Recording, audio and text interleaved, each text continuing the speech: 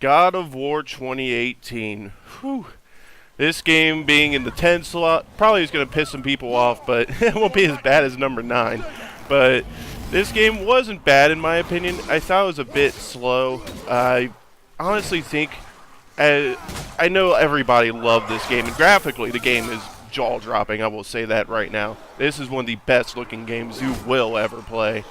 But God of War 2018, I think they tried to take it too much in the Dark Souls direction and lost a bit of that hack and slashness of the original releases on the PS2 and PS3. I believe God of War 3 was on.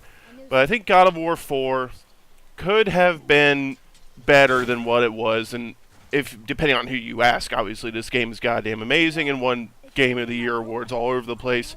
But I think it's a bit overrated in my eyes. Again, that's just me. I think they should have sped things up a little bit, brought back some of that hack and slashness, mixed it with some good old Diablo-style action RPG, loot-style upgrades and whatnot. I think then you would be talking about one of the greatest games ever made, at least to me. I think it's not a bad game. It's on here for a reason, but never really caught my attention as much as other games that came out this year. Not a bad game by any means, but I think it, to me, is overrated. Next. Now we're really going to piss some people off, but hey, it's on the list. Red Dead Redemption 2 is a great game. But, again, like God of War 4, I think it could have been better. Red Dead Redemption 2 suffers from what is possibly the worst, absolute slowest intro/tutorial segment I have ever played in a video game. Seriously, that snow stuck on a mountainside in a blizzard tutorial segment lasts way too long. And you get tutorial segments for this game like 5+ hours into it. Come on, Rockstar. Let us figure something out on our own here. Again, Red Dead Redemption 2 is not a bad game. Graphically speaking, it is possibly the best looking game you may ever play. It is unreal, especially on the Xbox One X and 4K and HDR. It looks goddamn amazing. But with that default walking speed basically being a crawl in that brutal tutorial intro, if you can get through it, you're going to probably love what you play, but it kind of drags. I know the people say, oh, you don't like slow games. Bitch, I love Witcher 3, and that game is the speed of a goddamn snail in molasses in a blizzard. Red Dead Redemption 2 is fucking slow, okay? But I like slow games, but that game is goddamn slow. And once it gets there, it's great. But it takes its sweet goddamn time getting there. But Red Dead Redemption 2, not a bad game. Great game, definitely play it. It's on the list for a reason, but it has its faults. Next. One of the surprises of last year is Far Cry 5. I honestly am surprised at how much I really actually like this game. Again, it doesn't have its... It ain't perfect. It has its faults. Far Cry 5 suffers from one of the best and worst villains I think I've ever seen. It comes out very interesting depending on who you start with in the villains. You can choose to go after one or of like 3 or 4 different villains, but depending on who you pick is gonna be a problem because, well, some of them are better than others. The Baptist, who I chose first, is great. He's awesome. I thought he was a really good villain. Then I got the chick next, and yeah, not good. But Far Cry 5 is a very fun game. It's a great time. It does have some problems, like I said, with the villains, and also in beating you over the head with 4 story segments that were very awkwardly handled. But depending on the villain you got, it could be good or bad. The Baptist was very good. I thought he was a great villain, but the other one, not so much. Far Cry 5, though, has a ton of stuff to do in it. The side missions are fun. Action is all very fun. But it is imperfect, but still a very fun time. I think definitely worth checking out. I like it a lot more than other Far Cry games that aren't named Blood Dragon, of course. Next. Kingdom Come Deliverance. Talk about a game that came out of freaking nowhere. This game is one of the most in-depth RPGs you will play in the modern day. It is basically what Elder Scrolls wishes it was in 2019 and 2018. Kingdom Come Deliverance is a damn good time. A game where you can basically play however you want, and the game will say, "Go with God, Henry. Here's your parents dead," because, god damn it, that's going to happen in a medieval game and basically any modern RPG. But Henry in Kingdom Come Deliverance is a very, very deep RPG that if you're looking for the deep RPG experience, you're going to love this game. But if you're coming off something like Elder Scrolls, like Skyrim, or say Fallout 76 or Fallout 4 or any other modern day Bethesda RPG, you might be a bit overwhelmed at first, and that's kind of what happened to me. I love the game for what it is, but it did kind of overwhelm me, I think, a bit. Once I got back into it, I really started to figure things out. It can be a lot to take on at first because you have to manage a lot of different things. It's almost more of a sim than an RPG. You have to eat and sleep and whatnot, and that's something that always kind of bugged me with games is like, if I wanted to play real life, I would play real life. I want to play a freaking video game. Why do I have to eat and sleep in this video game? But Kingdom Come, it's a damn good time if you can handle all the stuff that's thrown at you and that sword combat system that you love to hate it. If you can master it, you will be unstoppable, but it is hard to learn and even harder to master. It does have its learning curve. But Kingdom Come, definitely worth a look if you like deep RPGs. Next. The return of the master of driving games. In my last, it may have been 2 review videos ago, I called Forza Horizon 3 the greatest driving game ever made. And I stand by that statement. That game is goddamn perfection in racing and driving games. Forza Horizon 4, well, we knew they were going to have a tough task to try and top Forza Horizon 3, but damn, they tried, and I think there is a slight step backwards. Again, this game's up here for a reason. It ain't bad. It's amazing. But Forza Horizon 3 is better, and Forza Horizon 4, I think, does take a step back, mainly in its showcases. The showcases in Forza Horizon 4 are nothing.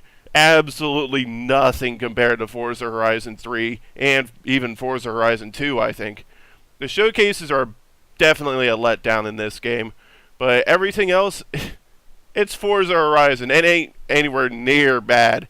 It's an awesome game, awesome driving game, great follow-up to Forza Horizon 3. Just, it ain't perfection, but damn, it ain't too far off from it. It's still an absolute blast of a game. Next. This is probably the surprise of 2018, Dusk. This game is something else.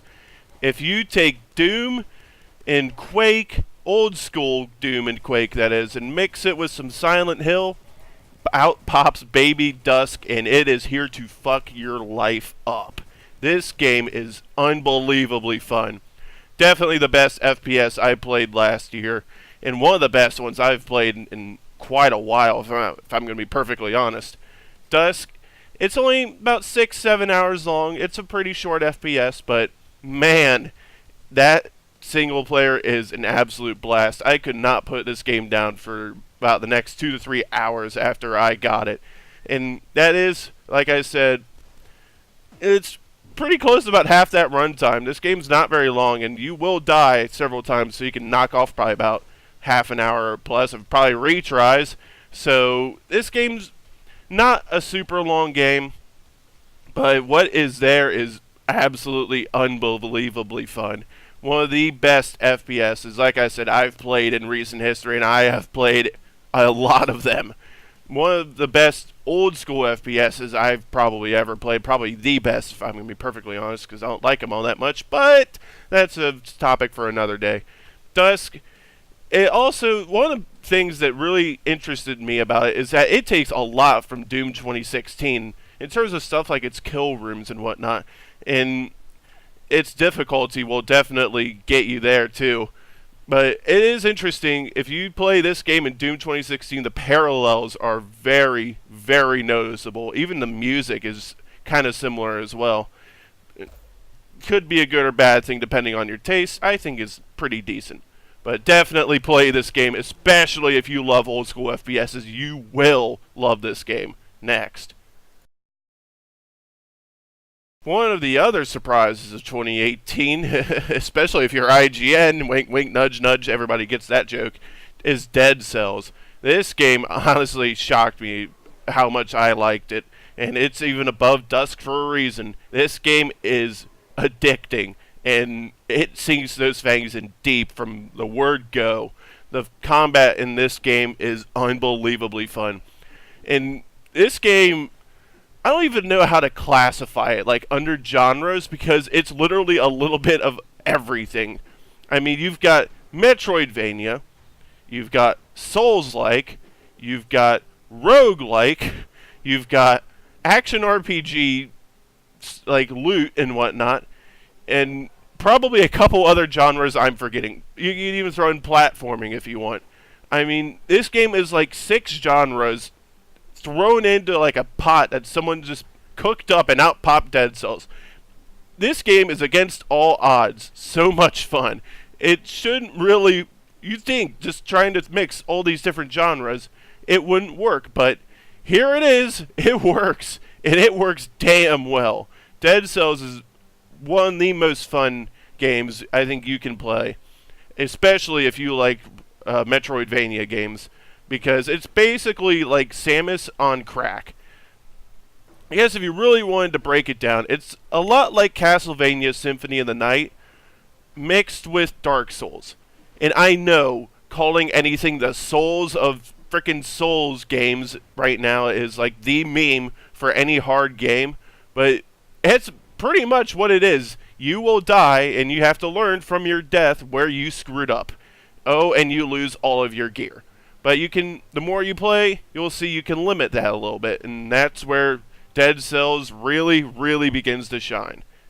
It's a game that probably isn't for everyone, but if you like Metroidvania games, definitely at least give it a shot. Next. Hold up, I just saw a big fly. An Assassin's Creed game made it on my top 10 games list. Yeah, okay, it's Assassin's Creed Odyssey, probably the least Assassin's Creed game ever made. Its story has literally nothing to do with Assassin's Creed. Even the modern segments just loosely connected to the Assassin's Creed lore. But this game, it's like I said, it's like literally not even Assassin's Creed, but at the same time, it's the perfect sequel to Assassin's Creed Origins. It took everything that Origins did that could have been improved upon and improved upon it. Like what a sequel is supposed to do. I mean, this is Ubisoft we're talking about here. The guys who are kings of screwing up sequels. Taking things that worked well and then driving them into the ground. But Assassin's Creed Odyssey, against all odds, improves upon Origins, which was actually on one of my top 10 games lists, I believe, 2 years ago. One of those lists. It might have been the review. All one, but whatever. It took everything that worked well in Origins and improved upon it, and everything that didn't work well was just retooled and given a nice shine. It looks great and works great. Assassin's Creed Odyssey is a fantastic game. If you like open world games, you will love this game. And if you like action RPGs, like I do, they're probably my favorite genre of games. You will really love this game. It does have some pacing issues story-wise. It can be a bit monotonous. The story, like a lot of open world games, will just kind of sit there and halt while you do your thing, and that sometimes can be a bit of a pain. Like, you'll try and complete this story quest, but then you'll be forced to do a bunch of side quests you may not want to do. But that's really the only flaw I can even find in this game. Assassin's Creed Odyssey is amazing. Next. Now it's time for the Nintendo portion of this video. And Pokemon Let's Go Eevee and Pokemon Let's Go Pikachu. These games should not have worked. Never. Not in a million years. Last year when I saw this was announced, I was like, no. They are not doing this. They seriously are not doing this. We're getting Pokemon Go, fine by itself. Don't have any problems with it. Mixed with a remake of Pokemon Yellow. No. No. I showed this game to my coworker. No, he hated it. He was like, this is the worst thing I have ever seen. Then I played it. Then he played it. Yep. We both love it now. But these games are awesome. As stupid as it looks, it works so damn well. I don't know how Game Freak and Nintendo do it. All the catching mechanics work great. Getting experience for all of your Pokemon is actually scaled and tuned to work like that. It doesn't break the game in two like in Pokemon X and Y. You turn on that experience share in modern day Pokemon games and you just broke everything. But now, it works perfectly fine in these games. Pokemon Let's Go Eevee and Pikachu. Literally, the only flaws I have with this game is A, it can be easy. I mean, if you know your Pokemon, you're going to break these games by default, really. But that and not being able to use the Switch Pro controller on dock mode, that is moronic. I get sort of why they did it, because you don't want someone to chuck their Switch Pro controller through their TV, I guess. But still, it could have just made, like in handheld mode, you literally just hit A to throw your Pokeball, and you basically win. Why can't you do that with the Switch Pro controller? You're trying to force us to use the Joy-Cons, really? And the Pokeball Plus, because I am an absolute whore for Pokemon stuff, should not be priced so high. Those things are so ridiculously overpriced, it's actually borderline ridiculous. Plus, you can basically break the game. That's how I got my Dragonite. I would just take my Dratini, stick it in there, and walk around while at work. I would come home, and he'd gain about 10 levels. I mean, it's basically pay to win. I got it because it's literally a freaking handheld Pokeball, and goddamn, it's amazing. But yeah, these games are a bit easy, but they're amazing at the same time. Pokemon Let's Go. So many surprises last year, but this one takes the cake. These games, I should say, are awesome. Moving on. You probably all know what's next. Oh, the least shocking appearance of any game on this list. Super Smash Bros. Ultimate basically takes this spot almost by default. This game is awesome. Super Smash Bros. Ultimate is basically a celebration of Super Smash Bros. In every way, shape, or form. Is it a true next entry in the franchise? Tough to say. It's almost like a compilation of every Smash Bros. Game ever made thrown into one. And whatever you want to call it, just know this, it is as amazing as anyone says it is. The fighting has been tuned to almost be like a mix of Smash Bros. Brawl and Melee. It's not as fast as Melee, but it's not as slow as Brawl or Smash U, whatever the hell you want to call the Wii U Smash Bros. Games. But it's the roster for this game is jaw-dropping in how many characters are in it, and It's just so awesome. The stage selection is awesome. All the old school N64 stages that are in, all the old school Melee games have been redone. Termina is amazing on this game. I love that stage in Melee. It was right up there with Temple, Hyrule Temple, wherever you want to call it, for my favorite stage in Smash Bros. History, probably. But seeing that stage in HD is amazing. It's so awesome. And all the stages have been redone. You can have 8-player matches on all the stages to really make up for any lacking. There's only like 5 or 6 new stages actually in this game. But you can. All the old ones have been upscaled and remastered, or whatever you want to call it, to HD for the Switch. You can have 8-player matches on every stage in this game. And that so makes up for any seemingly lacking new stage quality or quantity or whatever you want to call it. I honestly don't care because this game's goddamn amazing. The only lacking thing is the World of Light single player is, for lack of a better word, lacking. It's basically you're moving around a board doing a whole bunch of different variety fights. It's kind of just there. I mean, it's a time waster if you're bored, I guess, but there's a lot of other games I would rather play than the single player World of this. I would much rather play Subspace Emissary for that. I mean, play that, play Smash, play an actual match against computers, play online against people. I mean, this game is amazing. If you own a Switch, you owe it to yourself to get this game, especially if you have enough friends to really enjoy like 8-player Smash like I was able to do. That was one of the most fun experiences of my life. I never thought I would actually ever get to play an 8-player Smash with 7 good friends, but we did it, and goddamn, it was an absolute blast. If you got the controllers, if you got the friends, you got the TV, you got the Switch, you need to do that at least once in your life. But that is the top 10 games of 2018 list. It's late, but oh well, it's here.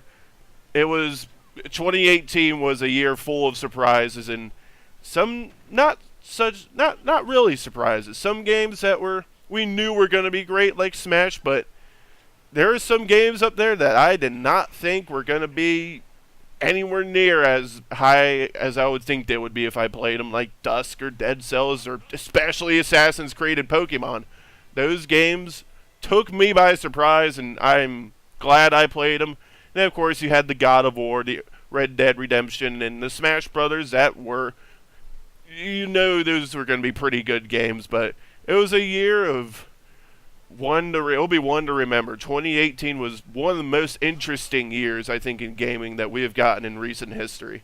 And 2019 shaping up to be a pretty interesting one, too. We'll see what happens. Thanks for watching.